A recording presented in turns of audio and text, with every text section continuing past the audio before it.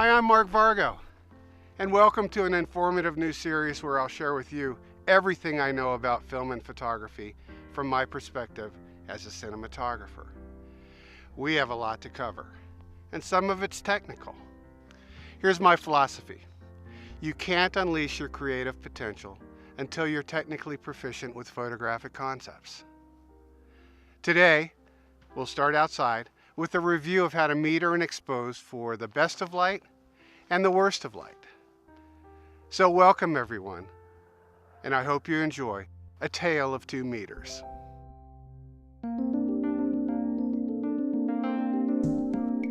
This is an incident meter, and it reads light falling on the dome. You hold this meter in front of the subject and point the spherical dome toward the camera. A reflective or spot meter reads the light reflected off of the subject and requires an understanding of the zone system to determine an f-stop. A spot meter wants to put everything it reads at zone 5 or neutral gray.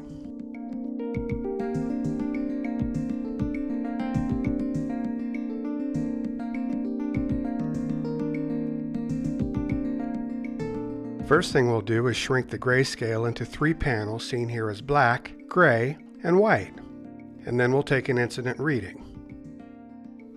That reading gives us an F11. Next, we'll make a spot reading on the neutral gray card. In theory, that should give us an identical reading as the incident meter, and it does. F11.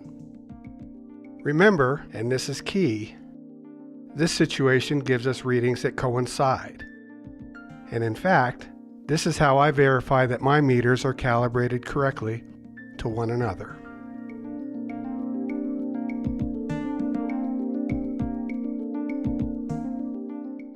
Let's take a spot reading on the black card now. 5-6. That's 2 stops open from the gray card reading. Why?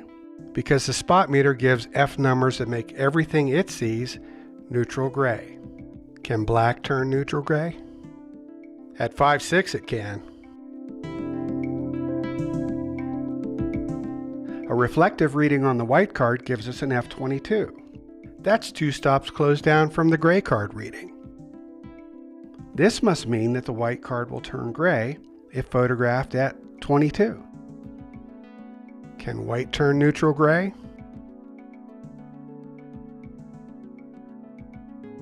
Now we know a spot meter sees the world as neutral gray.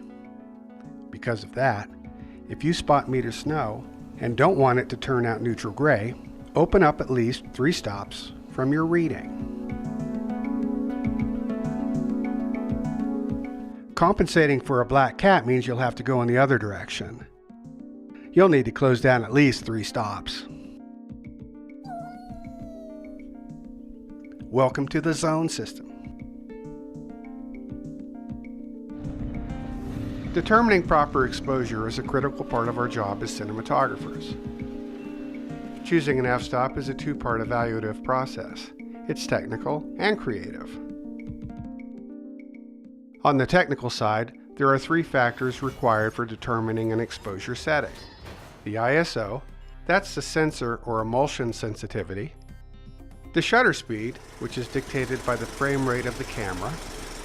And the f-stop, which is the number that refers to a given diameter of the aperture in a lens.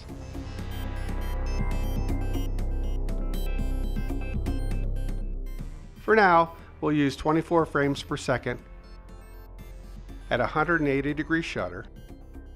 So at that frame rate and shutter angle, what's the shutter speed? Here's how to calculate the shutter speed. It's a pretty simple calculation where you take the frame rate times 360 divided by the shutter angle. Our standard sound speed frame rate is 24, so let's use that. And a standard shutter in most cameras is 180. 8640 over 180 equals a 48th of a second.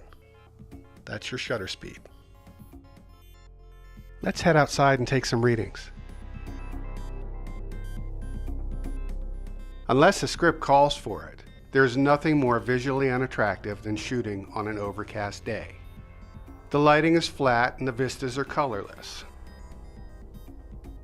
Unlike a sunny day, an overcast day gives you a consistent exposure in every direction because the light is universally from above.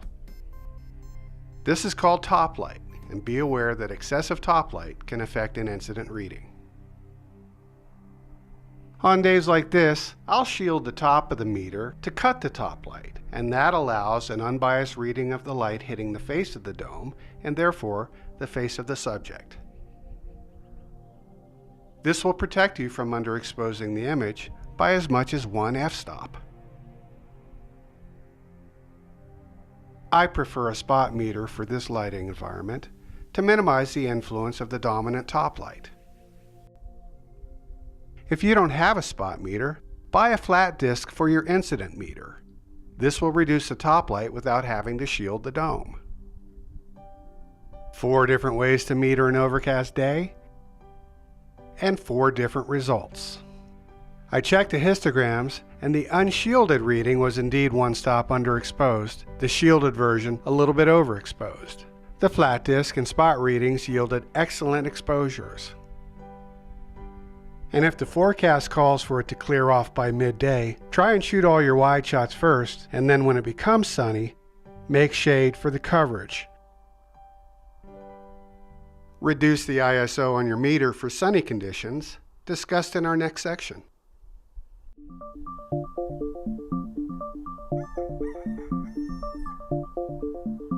A sunny day will give you dramatically different readings depending on where the camera is pointed relative to the sun.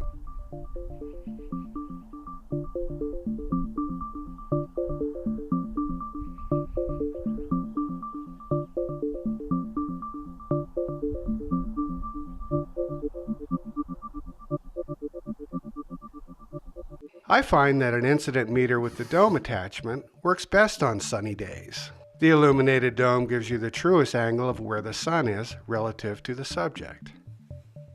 Day exterior readings are pretty straightforward, and in most situations I'll go with the displayed F number while shooting wide exteriors.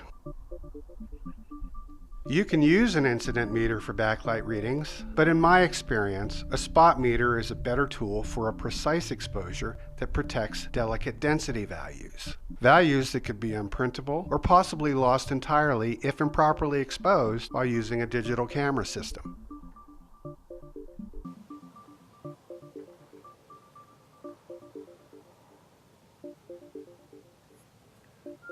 Metering is an interpretive process. More forgiving in the day,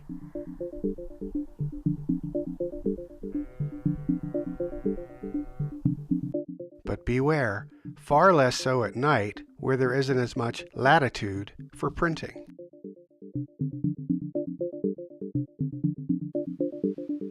We'll talk about how to light actors for day exterior in our next episode. Filming actors outside requires extra crew, grip, and lighting equipment to manage and keep the look consistent throughout the day. Actors add a whole different level of complexity to the photographic process, and in turn, dictate how you manage your valuable shooting time. Go. I primarily use a spot meter now, and not just because I'm comfortable with the zone system. Certain photographic events aren't measurable with an incident meter. For example, when the subject is very far away. In this case, aerial photography. Explosions.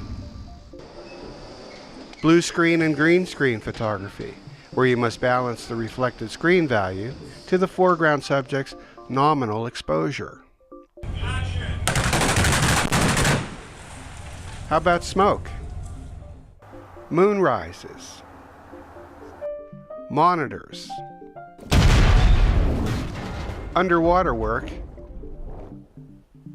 And don't forget sunsets. These examples all require a reflected reading.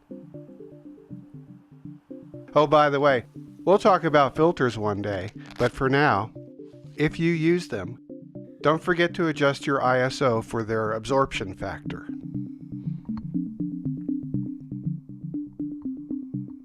And finally, I'm a big fan of testing. Test, test, and test some more. It's time well spent, you'll work more efficiently, and you'll arrive on set with a lot more confidence. I hope you can apply some of the tips from the video. They sure have helped me in my career. Well, that's it. From Big Sky Country, adios for now. I'm Mark Vargo.